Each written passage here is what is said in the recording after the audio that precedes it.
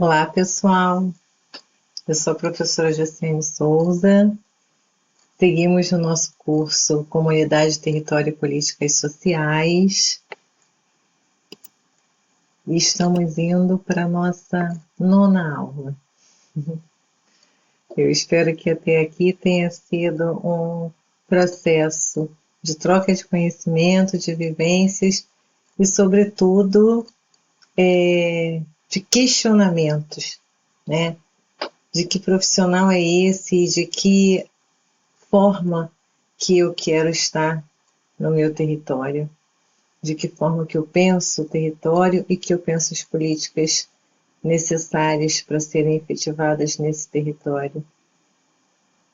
Iniciamos a nossa nona aula nos remetendo ao nosso trabalho de casa, né?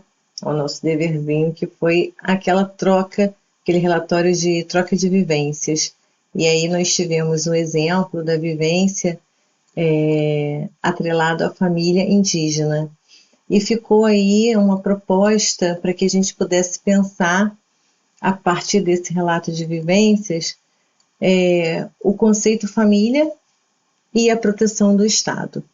Eu penso que para contemplar o trabalho que vocês desenvolveram, alguns pontos têm que ficar bem explicitados, que seria essa matricialidade sociofamiliar, enquanto eixo estruturante da política de assistência social, pensar esse núcleo familiar e a sua vivência no território, né, a vivência tanto de ordem material, de acesso a serviços, de que forma que se materializam aquelas condições de vida, mas também essas interrelações, as relações com a família, a relação com a vizinhança, se existe ou não rede de apoio. Essas relações também são muito importantes para que a gente possa pensar essa dimensão relacional, né, da família, dos membros da família, nesse contexto. Dito isto, o exemplo que foi trazido, ele fazia menção à vivência em uma comunidade indígena.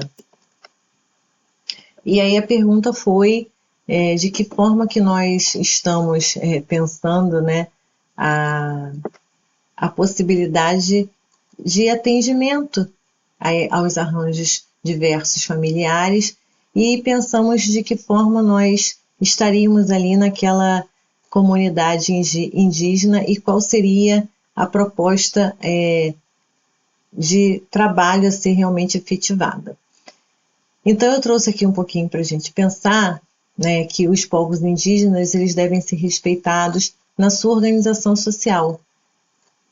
Costumes, línguas, crença, nas tradições, nos direitos originários sobre as terras que tradicionalmente ocupam. Então, assim, antes de tudo, é reconhecer o que eles trazem, é reconhecer a identidade, né, que eles estabeleceram ali, naquele território, naquela comunidade.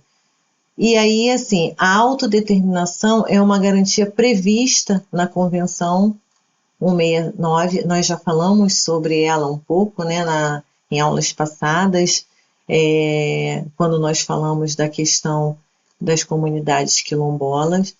Então, ela foi ratificada pelo Brasil em 2004.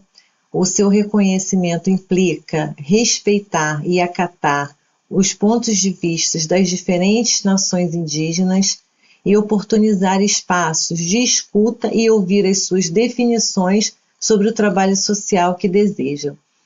Então, veja bem, o primeiro ponto de partida quando a gente vai estar trabalhando não é levarmos algo pronto, construído apenas sobre o olhar dos profissionais, mas essa construção ela se inicia a partir do momento que eu vou até ao território, que eu me aproximo da família e a partir da escuta dessa família eu posso realmente construir aquilo que elas demandam enquanto um trabalho social na perspectiva da proteção social, né, daquela comunidade. Um ponto também que eu já sinalizei com vocês é a construção da política de assistência culturalmente versada, né? Eu tenho que estar, eu tenho que entender que eu tenho que estar aberto para compreender, para valorizar a forma como as comunidades tradicionais elas se organizam e elas se apresentam naquele território, numa perspectiva de valorização e preservação dessa identidade, desses costumes que são apresentados.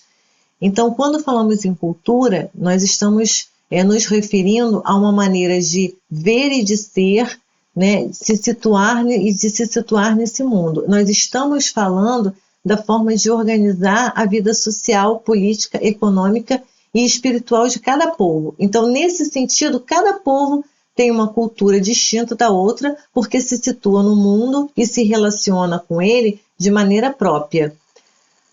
O conceito antropológico de cultura é o guia mais seguro para a compreensão dos modos de vida indígenas. Por meio dele, nós percebemos que as culturas indígenas, assim como as brasileiras e as de qualquer povo sobre a Terra, elas são altamente dinâmicas e abertas à transformação. E aí, assim, eu vou deixar aqui como um texto de referência, logo no início da aula, que é fundamental. Eu acho muito bacana esse texto quando a gente fala de trabalho social com famílias indígenas na proteção social básica. Então, assim, eu recomendo essa leitura para que vocês possam, assim, a partir desse aporte teórico, realmente, assim, refletir sobre a prática no território quando se fala do trabalho social com famílias indígenas. E só para ressaltar também que quando nós temos essa capacidade, quando o nosso fazer profissional ele realmente se debruça sobre esse olhar, fica realmente muito mais fácil construir a vinculação e a efetivação dos serviços no território. Então, não é uma imposição, não é pela imposição, por uma construção distanciada, mas sim por uma construção com a participação ativa dessa comunidade a partir do que eles demandaram. Então, no artigo 226 da Constituição de 88, né, está lá posto: a família, base da sociedade, tem especial proteção do Estado. Já vimos isso. Então, assim, o dever de Estado de garantir essa proteção social. Isso é fundamental, é um ponto, assim, de partida. O Estado, ele é o provedor dessa proteção. E essa proteção tem que ser efetivada. E aí a gente pensa assim no cadastro único. Eu peguei aqui um recorte, um ponto para a gente refletir. Quando a gente pega a base do cadastro único, né, conforme as informações do MDS de 2023, de maio de 2023, a gente tem aí um quantitativo de um pouco mais de 241 mil famílias indígenas, que corresponde, na verdade, a 750, um pouco mais de 751 mil pessoas. O Brasil, ele tem 1,69 milhão de indígenas, de acordo com o censo de 2022. Então, veja bem, eu tenho ali o cadastro único, mostrando o número de famílias que estão ali naquele cadastro, e eu estou trazendo para vocês os dados censitários de 2022 que revelam, né, aí quase 1,7 milhão de indígenas. A gente precisa refletir sobre esse quantitativo que ainda assim não representa toda a realidade, porque a gente sabe dos povos isolados, a gente não tem aí essa capilaridade toda, né, de alcance de dados censitários. Isso ainda precisa estar mais definido, com maior alcance. Então eu penso que a gente ainda tem, esses números ainda podem estar para além. E aí, assim, como que o cadastro único ele traz esse quantitativo diante de uma realidade tão maior? O que está faltando aí?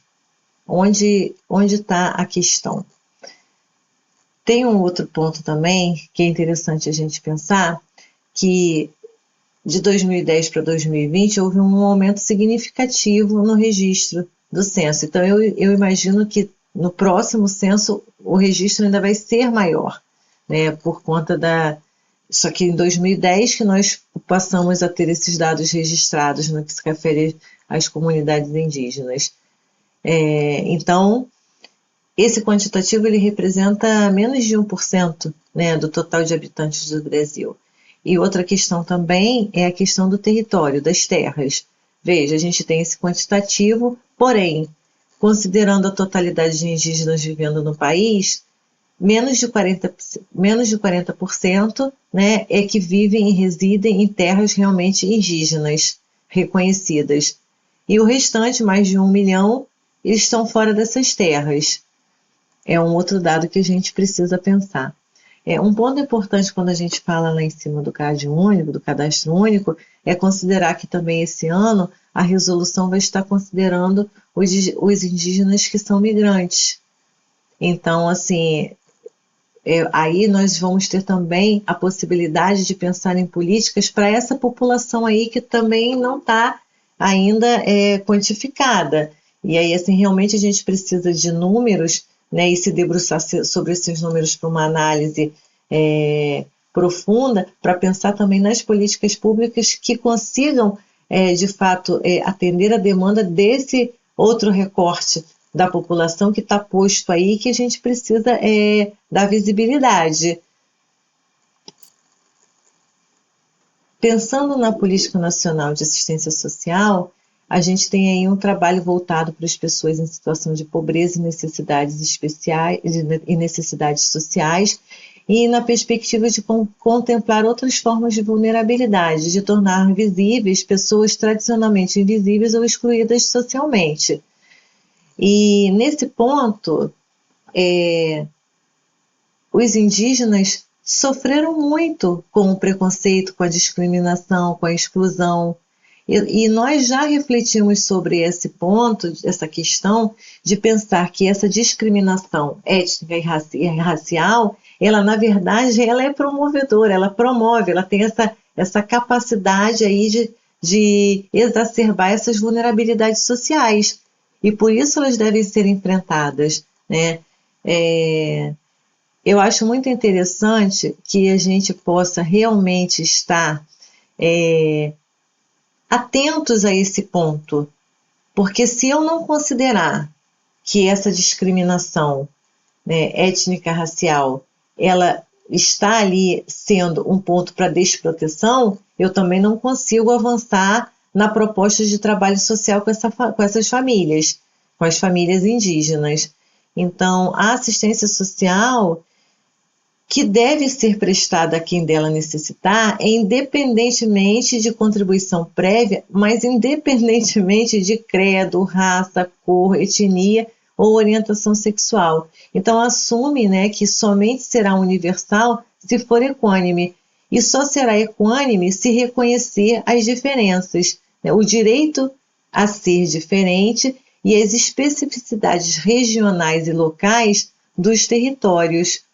É muito importante que a gente possa compreender a forma como as diferenças são tratadas.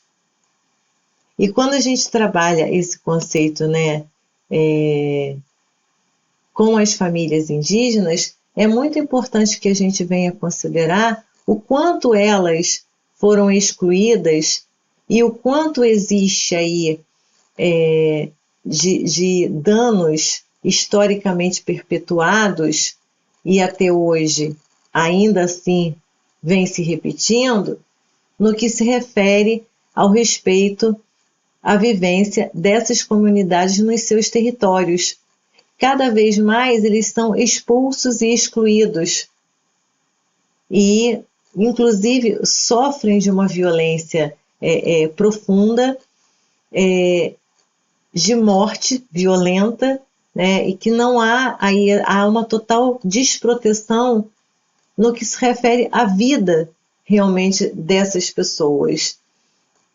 Um ponto que eu acho que a gente precisa estar colocando, que foi noticiado muito na mídia, as condições, né, que as comunidades indígenas estavam quando vivenciou-se a pandemia. E aí pensar que não basta a questão da terra em si, mas pensar como essa terra hoje, ela pode ser realmente uma terra que a comunidade, né, que a população que esteja ali, ela possa sobreviver dessa terra, porque o meio ambiente está contaminado, existe aí toda uma questão do desmatamento, as águas do rio estão secando, estão contaminadas. Então, como, né, que essas famílias indígenas elas vão estar realmente sobrevivendo a tudo isso em condições dignas? Como é que a gente pode pensar a proteção social diante dessa realidade? E a questão do preconceito, quando ele vem, é que você julga, né? Se, por exemplo, mas aquele indígena ele está com o celular, então ele não é mais indígena. Como assim? Como assim? Quer dizer que por ele ter um celular, isso vai dizer se ele é ou não um indígena? Então, assim, é muito importante que a gente entenda, isso é um ponto, quando a gente fala pensar na política de assistência culturalmente, é olhar para isso, é olhar essa dinâmica, esse território, né, com esse dinamismo, e não atribuir preconceitos, julgando como tem que se comportar ou não tem que se comportar, ou porque se comporta assim, deixou de ter a identidade dele porque ele tem um celular. Ora, vamos muito ter que falar sobre isso. Eu penso que pensar nessa busca ativa dessas famílias antes de tudo, pensar numa proposta de trabalho realmente de aproximação, sendo o primeiro passo, de fato, estabelecer essa aproximação para então se construir as ações efetivas no território. Eu trouxe aqui o decreto 6040 de 2007, que traz o conceito de povos e comunidades tradicionais e territórios tradicionais.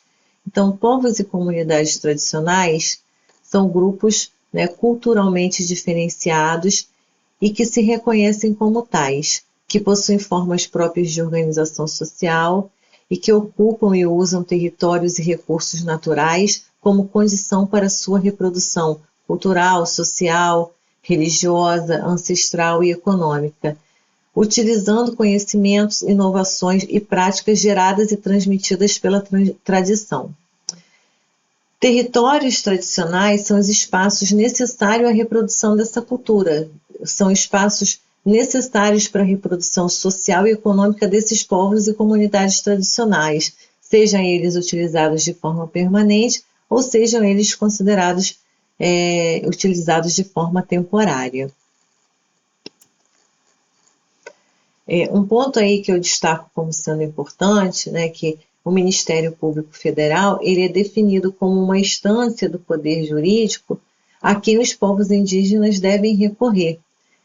Então, o MPF ele tem uma Câmara específica para povos indígenas e minorias. Então, trata-se da 6ª Câmara de Coordenação e Revisão, que é orientada pelos princípios constitucionais da diversidade sociocultural, defesa da autonomia e dos direitos dos povos indígenas. Um ponto que fica para a gente, né, é de que forma que os defensores dos direitos humanos eles estão sendo assim, exterminados. Então, assim, a gente tem aí um órgão que é para recorrer, para estar aí registrando as violações e tomando as devidas providências. E a gente sabe da importância da vinculação com essas comunidades, né, sobretudo as comunidades isoladas, para que se possa realmente estabelecer essa aproximação, para que a política pública seja efetivada nesses espaços e haja de fato a garantia de direitos. Contudo, a gente sabe que existe, né, todo um processo aí de exclusão e de expulsão dos indígenas das suas terras, e a importância de se estabelecer essa relação em um trabalho é a princípio de dar visibilidade para a existência deles e o respeito à forma como eles estão vivendo, como eles se autodeterminam naquele espaço, nas suas relações de vida, nas suas relações culturais. Mas se nem o território eles podem ter, se nem o território está sendo respeitado, e quando existe o território, faltam as condições mínimas, né, para a reprodução da vida, como é que a gente pode estar modificando essa realidade? Como que, enquanto agentes governamentais inseridos em diversas políticas, a gente pode estar dialogando numa perspectiva realmente de proteção dessas famílias indígenas? Como acessar esses territórios? O que precisa ser feito? Existem espaços extremamente violentos para com essas pessoas no que se refere à defesa da terra. E aí, quando há uma denúncia por parte deles, quando eles vêm e denunciam a situação de violência que estão vivendo, muitas vezes eles são assassinados, mortos. E assim tem sido noticiado, né, a morte de indígenas sem um retorno. Quem foi que fez isso? Quem é o culpado? Quem está sendo responsável por isso? Quem é que vai dar resposta para essa situação? E aí a gente continua vivenciando, né, aquela história. Nossa, o Brasil foi descoberto. E aí, enfim, os indígenas já estavam aqui. E hoje eles representam menos de 1% do total da população. Então, urge, né, que a gente de fato possa pensar e estabelecer um trabalho social com as famílias indígenas, né, pensando muito na efetivação da existência dessas comunidades. É um movimento de luta e muita resistência para que isso aconteça. E eu penso que a Política Nacional de Assistência Social, né, com esse viés, com esse trabalho social para com as famílias indígenas, é um ponto fortalecedor, devidamente efetivado nos seus territórios, a partir dessa escuta qualificada atrelado para com as demandas, né, dessas famílias indígenas, é um fortalecedor na luta desse reconhecimento da preservação dessas comunidades. Entendemos o respeito à diferença como uma expressão do princípio de equidade. Esse conceito se evidencia no atendimento aos indivíduos de acordo com as suas necessidades, oferecendo mais a quem mais precisa e menos a quem requer menos cuidado. Busca-se, com esse princípio, reconhecer as diferenças nas condições de vida e oferecer serviços de acordo com suas necessidades e, sobretudo, respeitando a pluralidade. Então, lutar pela igualdade sempre que as diferenças nos discriminem. Lutar pelas diferenças sempre que a igualdade nos descaracterize. Então, assim, eu acho muito interessante a fala, né, do Boaventura Souza Santos. Eu gosto muito da forma como ele trabalha a luta pelos direitos humanos. E é isso, quando a gente pensa num trabalho social a partir das comunidades indígenas e do reconhecimento, a primeira coisa que tem que ter é esse respeito. É esse respeito a essa cultura, a forma de organização social que está posta ali, que vem passando de geração para geração, e a partir desse ponto do respeito, né, se inserir, se aproximar para que as ações, né, que possam ser efetivadas de proteção social, de vigilância social, na perspectiva dos direitos humanos, possam ser construídas a partir da fala, né, desses sujeitos, respeitando aquela totalidade social vivenciada ali por eles. Então, é muito importante que a gente realmente consiga estabelecer essas vinculações, que a gente consiga se aproximar e estabelecer um tipo de política culturalmente versada, respeitando tudo isso que foi falado e posto até aqui.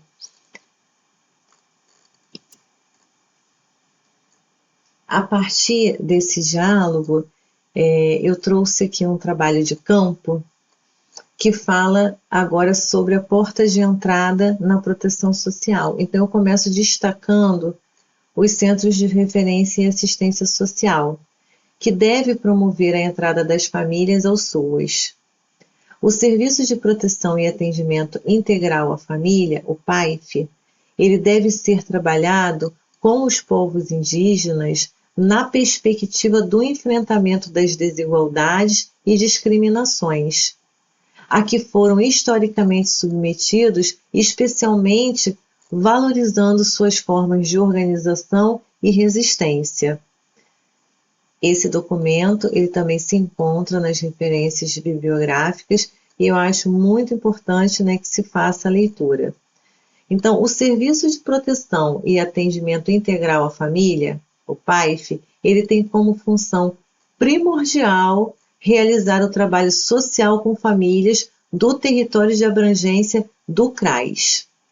Então, esse trabalho social, ele pode ser traduzido em apoio às famílias, no fortalecimento da capacidade de proteção aos seus integrantes e desenvolvimento da autonomia. Olha que ponto interessante. O CRAS, que é a porta de entrada da proteção social básica, ele tem que estar de portas abertas para todos os arranjos familiares. E considerando, né, os territórios vivos e suas particularidades, suas especificidades e a vida das pessoas conforme elas estão vivenciando, como elas estão vivendo, então é o território vivo e vivenciado, vivo e vivido ali, é que o CRAS tem que atuar. E assim, essa valorização da organização que já está estabelecida, ela na verdade vai se somar à ação dos trabalhadores do SUAS, vai se somar a organização num processo de fortalecer aquilo que já está posto ali, enquanto potencialidade, né, numa perspectiva de maior desenvolvimento possível diante daquilo que eles trazem como demanda. Então, o que eles buscam, o que eles almejam ali entrando, né, nesse serviço? O que está posto para aquela comunidade como sendo primordial? Diante das vulnerabilidades que eles vivenciam, o que podemos estar junto com eles construindo? E aí, assim, eu vou ressaltar novamente, né, que a gente pode pensar, mas quais seriam as vulnerabilidades? Várias vulnerabilidades vão ser identificadas naquele território, mas já se faz urgente ser pontuado a discriminação, como a maior vulnerabilidade imposta ali da exclusão, do preconceito que está sendo perpetrado. Eu também acho muito interessante a gente ressaltar, quando a gente fala sobre esse trabalho da proteção social básica, que historicamente, né, na construção da política de assistência social, não existe ações que venham a recuperar, como se fosse recompensar, né, vou usar essa palavra, os prejuízos, né, que as comunidades indígenas vêm passando. Então, assim, deveria existir aí um tipo de ação dentro dessas políticas que são ações compensatórias desses danos historicamente vivenciados por essas populações. Então, assim, nessa perspectiva, hoje a gente não tem isso posto. É por isso que a gente, mais uma vez, tem que entender que nós estamos lidando com um recorte populacional que sofre não agora as vulnerabilidades postas nesse momento, mas que vem sofrendo historicamente prejuízos diante de tudo aquilo que é imposto contra eles numa perspectiva de extermínio, né? Numa perspectiva de, olha, não, você não tem lugar aqui, sai daqui, essa terra é minha, esse lugar é meu, e cada vez mais vai empurrando e vai subtraindo, e quantitativamente eles vão, né, desaparecendo enquanto representação populacional, recorte populacional no nosso país. Eu acho que é um ponto muito importante para a gente pensar. Então, assim, considerando o trabalho social com famílias e pensando assim na porta de entrada desse sistema de proteção, a proposta aí de trabalho de campo é saber sobre a existência do CRAS no território que cada um de vocês ocupa. Então, e além assim da pesquisa realmente assim empírica, né, de vocês buscarem saber, pesquisar, saber exatamente o público que atende, aonde, quais são as famílias, os recortes populacionais que estão ali, quantos CRAs existem no território, que município é esse, seja grande, médio, pequeno porte. E assim, a proposta, gente, é realmente assim de fazer visitas, sendo possível, né, e descrevê-los numa perspectiva até assim de aproximação dos serviços. Para quem já está inserido no serviço, seria interessante uma troca de vivências mesmo, de estar falando do seu próprio equipamento, mas ao mesmo tempo oportunizando uma ida em outros equipamentos, uma troca, um diálogo com outros trabalhadores do SUAS, para que possa perceber de que forma que o sistema está acontecendo ali, se for possível, inclusive, entender um pouco de quais famílias, né, quais arranjos familiares vocês estão ali lidando, atuando e construindo vínculos. E, sobretudo, pensar um pouco de que forma que está havendo a capilaridade desse serviço junto à população vulnerável. Se o CRAS que vocês estão inseridos ou que vocês estão visitando, se existe, por exemplo, uma agenda prevista de busca ativa, ou se essa busca ativa acontece assim quando sobra um tempo. Então, assim, esses apontamentos, eles são apontamentos provocativos, tá? Para um processo assim, de diálogo, de reflexão. E eu considero fundamental, nós chegamos agora assim, na nossa 9ª aula, já no finalzinho do curso, né? Eu já havia falado com vocês que esse curso tem a previsão de 10 aulas, então assim, a gente caminha aí já para o final da nossa reflexão, e o que fica realmente é pensar que olhar é esse que vocês agora têm, né? A partir do trabalho aí de território, comunidades e as políticas sociais vivenciadas aí, acessadas no cotidiano, né? Porque não é algo assim para pensar no futuro, mas no cotidiano que está sendo vivenciado, o que está posto realmente aí pela política, né? Para que a gente possa mensurar e trocar aí enquanto informações de vivências. Fica aqui ressaltado a minha enorme preocupação, eu vou colocar assim, uma preocupação que na verdade, para que vocês também se sintam provocados, uma preocupação minha para que vocês se sintam provocados, né, nesse processo aí de chamamento para, vamos lá, vamos buscar Quem são as pessoas, onde está a população vulnerável? Vamos pensar, vamos nos colocar ativos realmente, né? Vamos nos colocar ativos de uma forma planejada, vamos nos colocar nessa busca ativa com uma intencionalidade, né? Com ações, na verdade, que construam aproximação e que construam, acima de tudo, a possibilidade de uma escuta qualificada para que cada território possa ali implementar serviços e ações que sejam pertinentes à fala dos indivíduos, das famílias que vivem ali naquele território. Bem, dito isto, eu deixo aqui as referências bibliográficas, né, alguns links que vocês podem estar acessando para estar contribuindo aí, corroborando com a análise de vocês.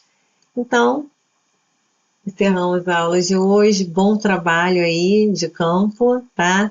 Para quem puder fazer as visitas aos CRAs, que façam, que seja positivo, se empenhem para que isso realmente aconteça, para que haja essa vivência. Eu acho isso muito importante.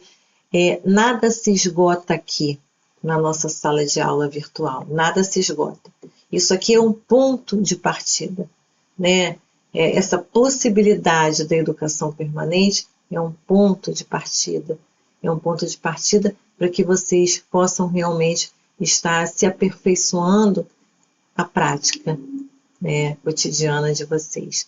Então, um forte abraço e até a nossa próxima aula e última aula, ok? A gente se vê.